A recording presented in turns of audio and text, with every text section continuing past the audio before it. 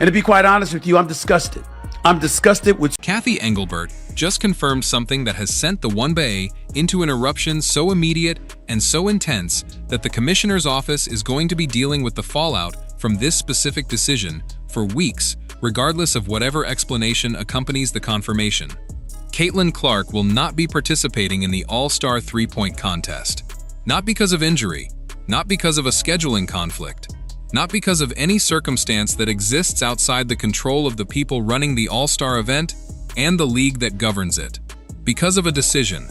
a deliberate institutional choice that the Commissioner has now confirmed publicly and that the basketball world is processing with the specific combination of disbelief and fury that only arrives when an institution with the power to make a different choice makes one that the people most invested in the product being offered simply cannot understand or accept. Today, I am breaking down exactly what Engelbert confirmed and the specific language she used in confirming it, why the decision to exclude Clark from the All-Star three-point contest is the single most commercially self-destructive institutional choice the WNBA has made in the Clark era, what the specific explanation offered for the decision reveals about the organizational thinking that produced it, and what the fan base and commercial partners of this league are going to do with the information that the most compelling three-point shooter in women's basketball history will not be in the building where the three-point contest is happening. And stay with me, because at the 10-minute mark, I am going to show you the specific commercial data point that makes Engelbert's decision not just institutionally inexplicable,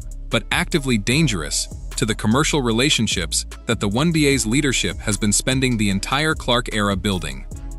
The WNBA All-Star three-point contest is not simply a skills competition that happens to occur within the framework of the league's mid-season showcase. It is the single event within the All-Star Weekend structure where the individual skill that most defines Caitlin Clark's competitive identity and most directly drives the commercial engagement of the audience she has attracted to women's basketball is put on display in the most concentrated and the most dramatically watchable form available to any broadcasting format the league employs. Three-point shooting as a showcase skill has a specific and unique relationship with sports entertainment that every major sports league in the world that has implemented a three-point contest format has discovered and benefited from, which is that the combination of skill visibility, suspense, cumulative scoring pressure, and the specific dramatic quality of watching elite shooters find or lose their rhythm against a clock produces audience engagement numbers that consistently exceed what the full game format produces per unit of broadcast time. The NBA's three-point contest is one of the most watched events of the entire NBA calendar year, despite occupying only a fraction of the broadcast time of a regular season game. And the specific reason is that the concentrated display of three-point shooting excellence creates a viewing experience that casual audiences, the audiences whose engagement drives the commercial metrics most relevant to the league's business relationships, find more immediately accessible and more emotionally compelling than the full complexity of professional basketball game strategy. For the WNBA, in the specific commercial context of the Clark era, the three-point contest is even more significant than it is for the NBA, because Clark's three-point shooting is not simply her most visible individual skill. It is the specific aspect of her competitive performance that has most consistently generated the viral moments, the social media engagement, and the mainstream media attention that has been the primary driver of the league's commercial growth throughout her professional career. Excluding Clark from the All-Star three-point contest is not simply an institutional decision about event format. It is a decision to offer the most commercially significant event on the All-Star Weekend calendar, without the participant whose presence would make it the most commercially significant event the WNBA has ever produced, and the Commissioner has confirmed that decision publicly. Let us start with exactly what Engelbert confirmed, because the specific language of the confirmation is the analytical foundation of everything that follows, and the mainstream coverage has been treating the dramatic headline without examining what the specific form of the confirmation reveals about the institutional reasoning that produced the decision. Engelbert's confirmation of Clark's exclusion from the three-point contest was not delivered with the kind of apologetic or compensatory framing that would suggest the decision was made reluctantly in the face of circumstances the institution could not control. It was delivered in a manner that communicated institutional ownership of the decision in a way that makes the specific reasoning behind it the analytical question that the basketball world is now demanding an adequate answer to. The commissioner of the WNBA does not confirm decisions of this commercial significance in a public setting without having assessed both the decision itself and the specific form in which the confirmation is delivered, with awareness of how the confirmation will land in the existing public context around Clark and the league. The specific language Engelbert used in confirming the decision and the specific explanation she offered for why Clark would not be participating are the institutional communications that every stakeholder in the WNBA ecosystem, from commercial partners to broadcast networks to the league's fan base, is now evaluating against the standards they have developed for how this institution makes decisions about its most commercially significant asset. And what those stakeholders are finding in the specific language of the confirmation is not a satisfying explanation for a difficult institutional choice. They are finding a communication that raises more questions than it answers, and that the basketball world is interpreting as evidence that the decision is rooted in something other than the straightforward competitive or logistical explanation that the confirmation's language was apparently intended to provide. But here is where the analysis needs to go deeper than the specific language of the confirmation and into what the decision itself reveals about how the WNBA's institutional leadership is thinking about Clark's relationship to the league's most publicly visible events. Now let us talk about what the decision to exclude Clark from the three-point contest reveals about the institutional thinking that produced it, because this is the analytically significant layer that the mainstream coverage is treating as secondary to the dramatic reaction rather than as the primary subject of analytical attention. Every institutional decision about how an elite athlete participates in a marquee event reflects a specific set of priorities about what the event is for and whose interests the event is designed to serve, and those priorities are most clearly visible in the decisions that depart from what a straightforward commercial calculation would produce. A straightforward commercial calculation of what would make the WNBA All-Star three-point contest the most watched, the most commercially significant, and the most broadly impactful event the league could produce at this specific moment in its commercial development would produce a decision to include Clark as not just a participant, but as the centerpiece of the event's promotion and broadcast positioning. The departure from that straightforward commercial calculation that the Engelbert confirmation represents is the institutional reveal that the decision exposes, because the only explanations for a departure of this magnitude fall into a small number of categories that each carry specific and significant implications for how the WNBA is being run. The explanation could be a competitive selection process that produced Clark's exclusion on merit, which would require the league to defend the specific criteria by which a player who has been shattering three-point records throughout the season was found not to merit inclusion in the three-point showcase. The explanation could be a format or event structure decision that precluded Clark's participation for reasons unrelated to her competitive suitability, which would require the league to explain why the format or structure was designed in a way that produces this specific outcome. Or the explanation could be something more specific about the institutional relationship between the decision-making structure of the event and the broader organizational dynamics around Clark that have been the subject of so much public discussion this season. The basketball world is processing all three of these possibilities simultaneously, and the specific language of Engelbert's confirmation has not clearly eliminated any of them, which is why the eruption the title describes is as intense as it is. Now let us talk about the commercial self-destruction dimension of this decision, because this is the layer that makes the Engelbert confirmation uniquely damaging in a way that goes beyond the immediate fan reaction and into the institutional relationships that the league's commercial health depends on. The WNBA's commercial relationships with its broadcast partners, its sponsors, and its commercial ecosystem more broadly have been built throughout the Clark era on a specific and documented proposition, which is that the league's most commercially valuable events feature its most commercially significant player in the most prominent available role. The broadcast partners who have negotiated rights fees based on the commercial metrics that the Clark era has produced have been making those commercial assessments based on an assumption of Clark's continued and prominent participation in the events they are paying to broadcast. The sponsors who have structured their activation plans around specific events in the WNBA calendar have been doing so with an expectation that the player most directly responsible for the commercial engagement that makes those activations valuable will be present and visible in those events.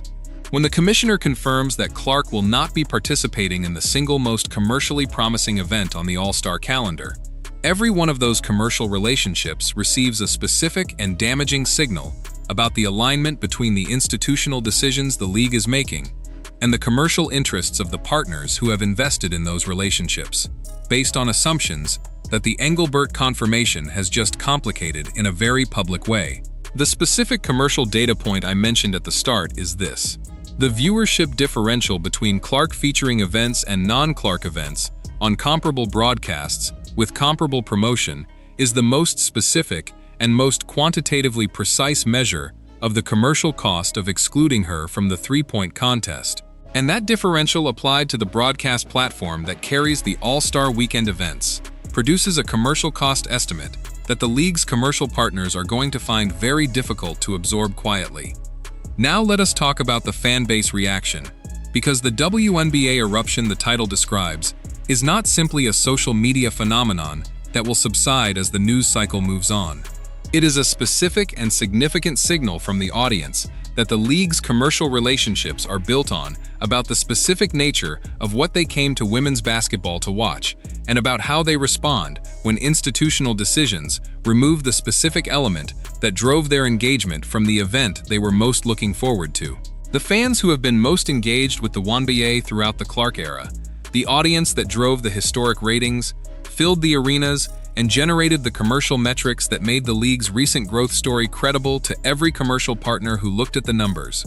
did not develop their engagement with this league through exposure to its general competitive product and then become Clark fans as a consequence of that broader engagement. The overwhelming majority of the new audience the Clark era produced came to the WNBA specifically because of Clark, and specifically because of the specific skills and the specific moments that the three-point contest format is most designed to showcase. When those fans learn that the three-point contest will happen without Clark, their reaction is not the frustration of a general sports fan disappointed that a good player is not participating in a specific event. It is the reaction of an audience that came to see a specific thing and has been told that the specific thing they came to see will not be available, and the commercial implications of that reaction for the event's viewership, the event's social media engagement, and the event's commercial performance against the projections that the league's partners were expecting is a set of numbers that nobody in a commercial role connected to the WNBA's broadcast relationships is looking forward to reporting. Remember the commercial data point? The specific viewership differential, documented in previous comparable situations where Clark's availability versus non-availability determined the commercial performance of a broadcast event, is the number that the Engelbert confirmation has just committed the All-Star three-point contest to producing, and it is a number that every commercial partner in the league's ecosystem already knows and is already processing against the investment they have made in the event.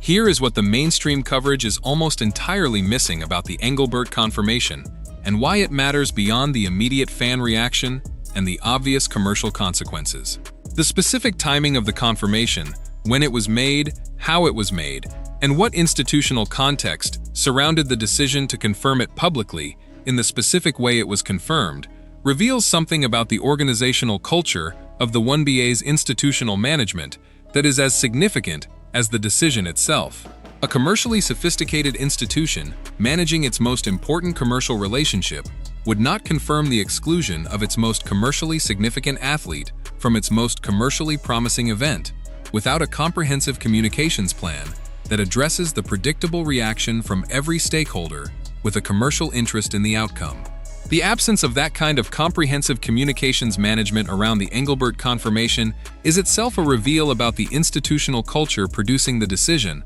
and that reveal is the second-order story that nobody in the mainstream coverage is adequately examining. The second hidden angle is the specific effect of the confirmation on Clark's commercial relationships, and on the specific way those commercial partners are going to respond to the institutional decision it documents. Nike and Jordan Brand, and every other commercial entity that has invested in Clark's commercial ecosystem, at the levels we have documented in previous videos, have a specific and direct commercial interest in the institutional decisions the WNBA makes about Clark's participation in its marquee events. and the confirmation that she will not be in the three-point contest is a signal that those commercial partners are going to be processing very specifically and very privately in terms of what it means for the alignment between their commercial investments and the institutional decisions the league is making. My verdict on the Engelbert confirmation and what it means is this, stated without qualification. Cathy Engelbert confirming that Caitlin Clark will not participate in the All-Star three-point contest is the single most commercially self-destructive institutional decision the WNBA has made in the Clark era, and it is significant not just for the specific commercial consequences it will produce in the broadcast performance of the event itself, but for what the decision reveals about the institutional culture and the organizational priorities of a league that had the opportunity to produce the most commercially significant All-Star Showcase event in women's basketball history, and instead produced a decision that its own fan base and commercial partners are processing as an institutional self-inflicted wound. The first reason this verdict is correct is the commercial opportunity cost. The three-point contest with Clark as the centerpiece could have been the single most watched and most commercially significant standalone event the WNBA has ever produced. The confirmation that she will not be participating converts that opportunity into a benchmark of commercial underperformance that every subsequent institutional decision will be evaluated against. The second reason is the institutional signal it sends. Every commercial partner, every broadcast entity, and every stakeholder in the WNBA's commercial ecosystem is now processing the specific signal that the Engelbert confirmation sends about the alignment between the league's institutional decisions and the commercial interests of the people who have invested in it, based on the Clark era's commercial metrics. The third reason is the fan relationship cost. The WNBA eruption the title describes is not simply a news cycle reaction. It is a signal from the audience that the league's commercial health depends on that the institutional decisions being made about Clark's participation in marquee events are testing the patience of the specific fan base that drove the commercial growth the league has been celebrating. The strongest counter-argument is that the three-point contest format and participant selection involve specific competitive criteria and event constraints that produce results that the commercial calculation alone cannot override, and that characterizing the exclusion as a deliberate institutional choice misrepresents the specific constraints within which the selection decision was made. That argument has potential merit if the specific constraints can be documented and defended. The counter to the counter is that institutional constraints that produce this specific outcome, excluding the most commercially significant shooter in the history of the league from the shooting showcase of the All-Star calendar, are institutional constraints that a commercially sophisticated organization would have identified and restructured before the decision needed to be confirmed publicly in a way that produces this level of commercial and reputational damage. So tell me in the comments right now, do you think the decision to exclude Clark from the three-point contest reflects a legitimate institutional constraint that the commissioner is managing as transparently as possible? Or do you think it is another instance of the organizational dysfunction around Clark that has defined this entire season? Drop your answer, because this question is splitting the WNBA fan base in ways that the commissioner's office is going to have to reckon with directly. Here are my 3 predictions. First prediction: the broadcast viewership for the All-Star three-point contest without Clark produces numbers that are measurably and significantly lower than the comparable event in the previous All-Star calendar, and those numbers become the specific commercial data point that changes the internal institutional conversation about event format and participant selection in a way that the public eruption alone could not have produced. High confidence because the viewership differential between Clark featuring and non-Clark featuring events on comparable broadcasts has been consistent and significant throughout the Clark era, and there is no available evidence that the three-point contest format is sufficiently compelling as a standalone attraction to overcome the absence of the player whose participation would have been the primary viewership driver. Second prediction: Engelbert is asked about the three-point contest decision in multiple subsequent public appearances, and the specific evolution of her public explanation for the decision across those appearances. Whether the explanation becomes more specific and more defensible, or whether it becomes more qualified and more defensive, tells you more about the institutional confidence the league's leadership has in the decision than the initial confirmation did. Medium confidence, because the sustained public attention this decision has generated makes multiple subsequent public opportunities to address it essentially certain, but the specific direction of the institutional response evolves based on internal assessments that are genuinely uncertain from the outside. Third prediction, and this is the bold one. The three-point contest participant selection process for the following All-Star calendar is formally restructured to include specific provisions that ensure Clark's participation as a design objective rather than an outcome of a process that can produce her exclusion. And the restructuring is publicly framed as a response to the feedback the league received from the fan and commercial partner community about the decision Engelbert just confirmed. Low confidence on the specific form of the institutional restructuring, because institutional changes of this kind involve governance processes that are slow and are often only partially visible in their public expression. But the commercial and reputational cost of the current decision creates the specific institutional incentive for exactly this kind of structural change that no previous event format decision in this league's history has created at a comparable scale. Remember the commercial data point? The viewership differential that the confirmation has committed the event to producing is the number that the institutional restructuring will be designed to prevent from appearing again, and the magnitude of that differential, when it is documented in the broadcast ratings, is what will determine how urgently and how completely the institutional response addresses the structural issue the decision has revealed. Watch for three things specifically going forward. First, track the official broadcast promotion for the All-Star three-point contest, and specifically, whether any of that promotion acknowledges the absence of Clark, or whether the institutional communications around the event attempt to generate commercial enthusiasm through means that do not address the central commercial deficit the exclusion has created. Because the specific form of the promotional approach will tell you whether the institution has internalized the commercial cost of the decision or is attempting to manage the event's commercial performance without acknowledging the factor most responsible for limiting it. Second, watch the commercial partner communications around the All-Star Weekend in the period following the Engelbert confirmation, and specifically, whether any commercial partner makes a public statement that implicitly or explicitly references the Clark exclusion in the context of their own commercial investment in the event,